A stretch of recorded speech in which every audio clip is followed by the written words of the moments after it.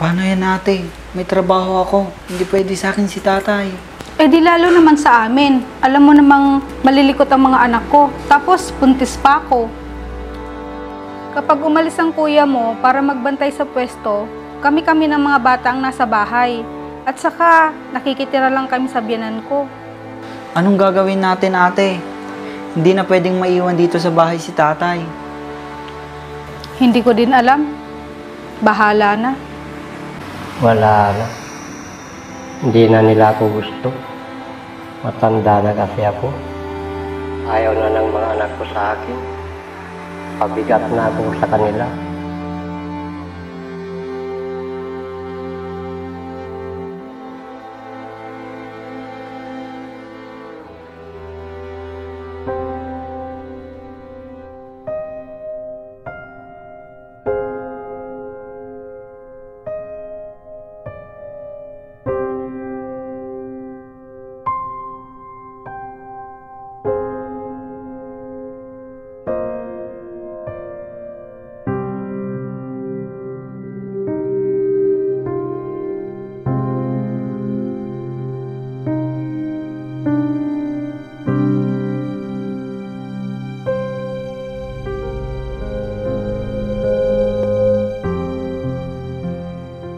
Christian, alam mo namang hindi pwede si tatay sa amin kasi nakikitira lang kami sa biyanan ko.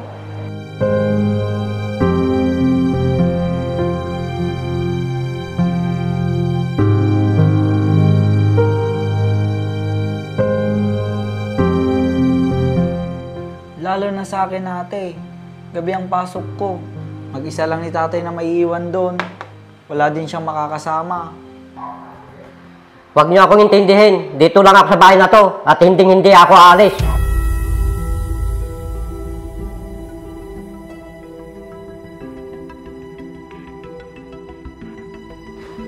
Malis na kayo. Kaya kong sarili ko.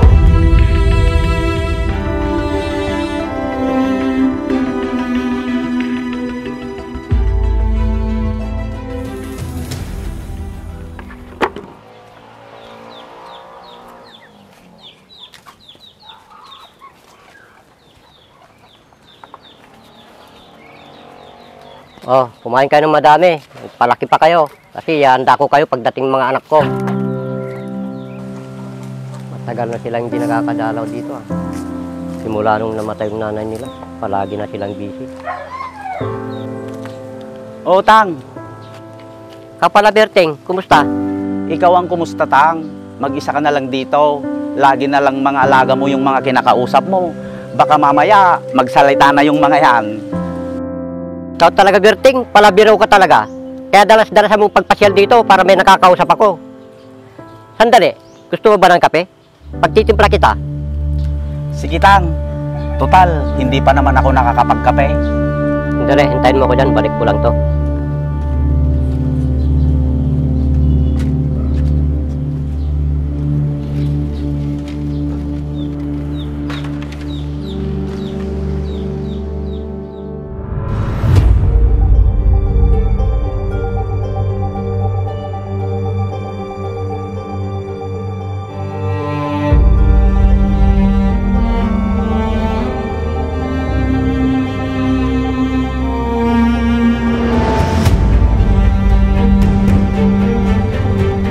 Tang, anong nangyari sa'yo? Tumataas na naman yata yung dugo ko.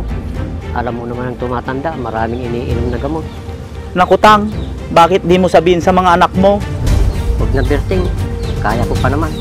Tsaka bahala pa sa kanila yun. Si Christian, abala sa trabaho. Maski na binata pa. Panggabi kasi ang trabaho niya. Si Mitch naman, abala sa tindahan nilang mag-asawa. Simula namatay ng nanay nila, hindi na sila nakakapasyal dito. Tara, Tang, alalayan na lang kita. Sige, Bert.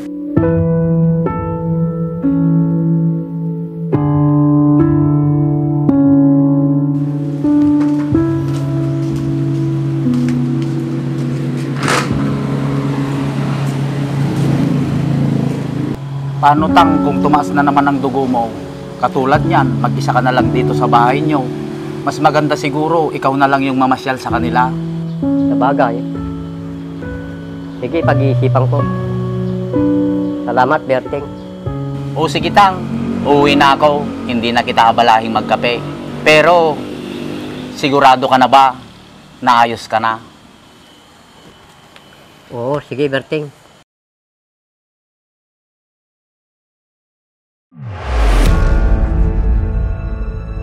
Tang! Tang! Tang!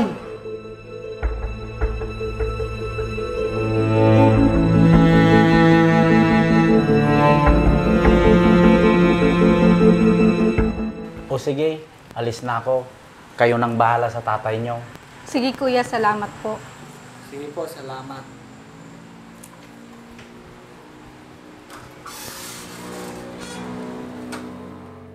Paano yan ate?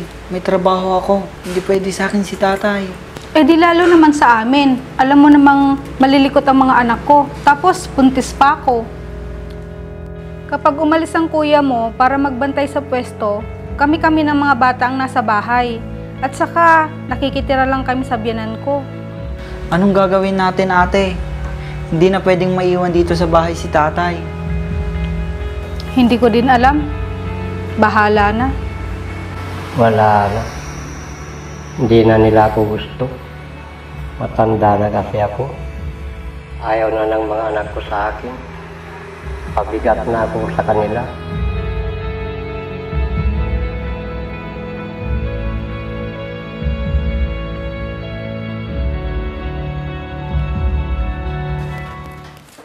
Oh, Tay, gising ka na pala.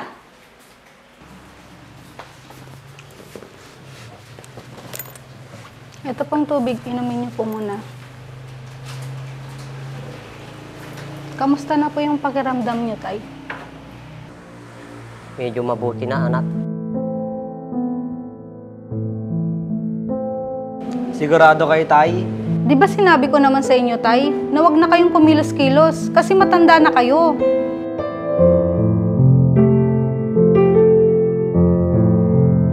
Manood na lang kayo dito ng TV sa loob. At saka, ibenta mo na yung mga alaga mo. Ang dami pa namin ginagawa eh. Nagsara patuloy kami ng pwesto.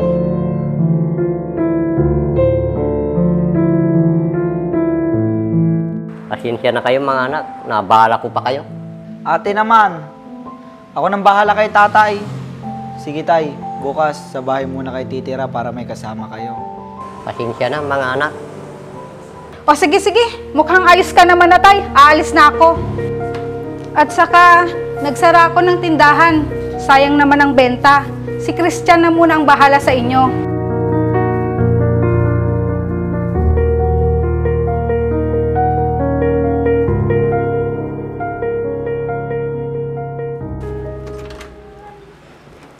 Pasok po kayo.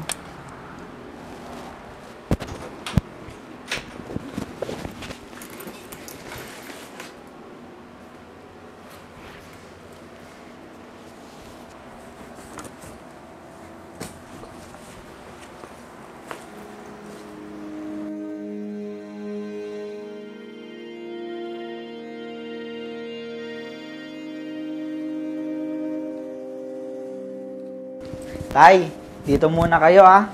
Manood kayo ng TV. May pasok pa kasi ako. Saka may iniwan akong pagkain sa lamesa. Kumain na lang kayo pag gutom kayo. Iwan mo ako dito, anak. Gabi na, may pasok ka pa ba? Oo tay, pasensya ka na. Panggabi kasi ang pasok ko. Sige tay, alis na Sige ako. anak, ingat ka.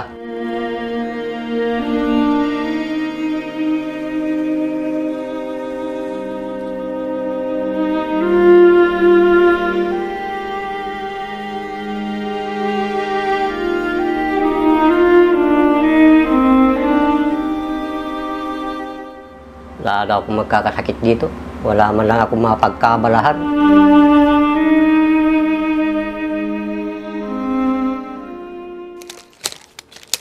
Anak, O, Tay. Bakit nandito kayo? Alam ba ni Christian ito? hindi anak, wala kasi siya. Hindi ko kasi gusto yung tineterhan ng kapatid mo. Parang hindi ako makahinga. Tay naman. Alam mo namang... O sige, dito ka na lang muna. Sakto, wala yung biyanan ko. Nasa hipag ko, na masyal. Tatawagan ko na lang po si Christian mamaya para hindi mag-alala. Salamat, anak.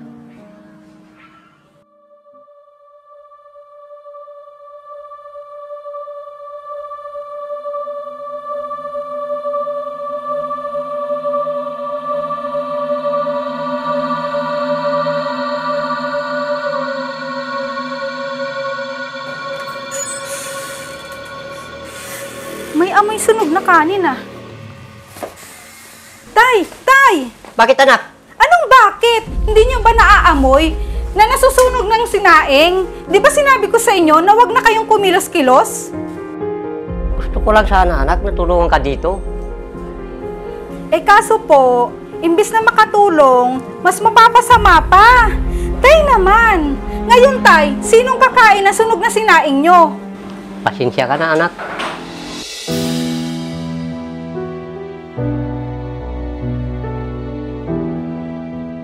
Wala na. Hindi na ako kailangan ng mga anak ko. Alis na lang ako dito para hindi na nila ako intindihin.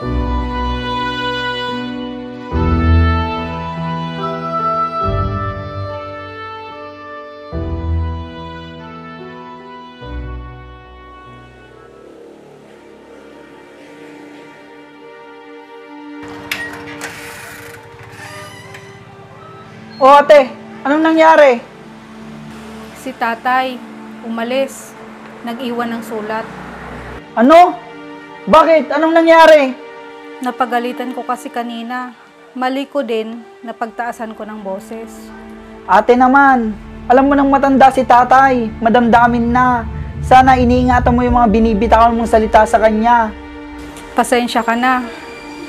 Nagkataon din kasi na mainit ang ulo ko kanina. Saan natin siya ngayon hahanapin?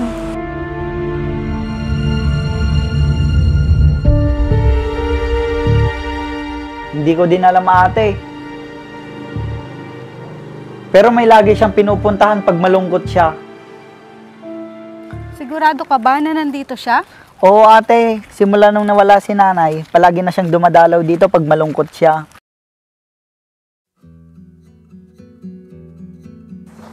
Wala na, mahal. Hindi na ako kailangan ng mga anak mo. Matanda na kasi ako. May kanya-kanyang buhay na sila ngayon. Hindi na nila ako dinadalaw. Maalala mo yun, nung nabubuhay ka pa?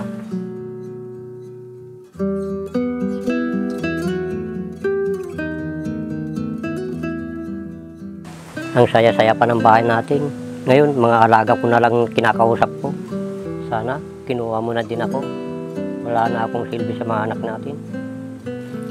Hindi na nila ako mahal.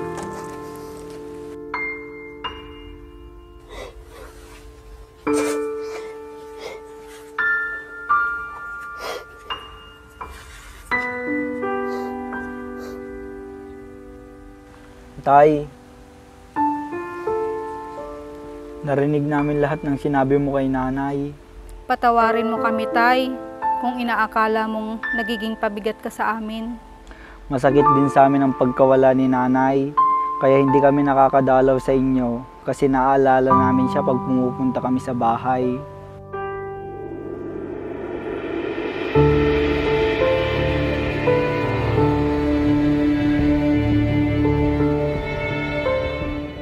Sa sobrang abala namin at para makalimutan ang pagkawala ni nanay, nakalimutan na namin na may tatay pa pala kami. Sorry, tay.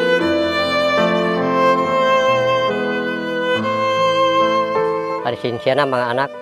Gustuhin ko man ang hindi tumanda at hindi maging pabigat sa inyo, tatanda rin ako. May mga bagay na akong hindi magawa, kaya pagpasensyahan nyo na ako, mga anak. Mahal ko kayo. Lilipas din ang panahon na magkakasama kami ng nanay nyo.